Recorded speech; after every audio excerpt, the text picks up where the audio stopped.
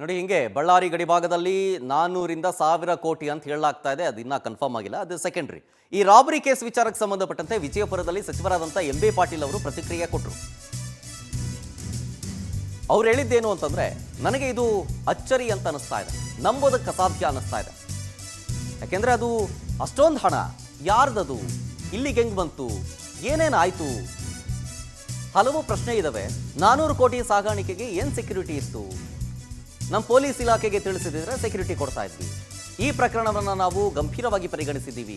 ವಿಜಯಪುರದಲ್ಲಿ ಸಚಿವ ಎಂ.ಬಿ. ಪಾಟೀಲ್ ಅವರು ರಿಯಾಕ್ಷನ್ ಕೊಟ್ಟಿದ್ದು, ಅಂದರೆ ಅಷ್ಟೊಂದು ಹಣ ಸಾಗಾಟ ಮಾಡಬೇಕಾದ್ರೆ ಹೇಳಿದ್ರೆ ಸೆಕ್ಯೂರಿಟಿ ಕೊಡ್ತಾ ಇದ್ವಿ ಅಂತ. ಅದು ವೈಟ್ ಮನಿ ಆಗಿದ್ದರೆ ಸೆಕ್ಯೂರಿಟಿ ಕೇಳ್ತಾ ಇದ್ರು.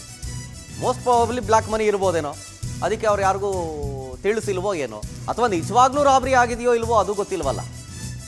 ಬಟ್ ಈ ಹಂತದಲ್ಲಿ ಸಚಿವ ಎಂ.ಬಿ. ಪಾಟೀಲ್ ಅವರು ಕೊಟ್ಟಂಥ ಸ್ಟೇಟ್ಮೆಂಟ್ ಇದು ಅಚ್ಚರಿ ತಂದಿದೆ, ನಂಬೋದಕ್ಕೆ ಅಸಾಧ್ಯ. ಯಾರ ಹಣ ಎಲ್ಲಿಗೆ ಬಂತು, ಏನಾಯಿತು ಒಂದು ಗೊತ್ತಿಲ್ಲ. ಅಷ್ಟೊಂದು ಹಣ ಏನಾದರೂ ಲೀಗಲ್ಲೇ ಆಗಿದ್ದರೆ ಸೆಕ್ಯೂರಿಟಿ ಕೇಳಿದ್ರೆ ಕೊಡ್ತಾ ಇದ್ವಿ ಅಂತಂದ್ರು ಎಂ.ಬಿ. ಪಾಟೀಲ್ರು.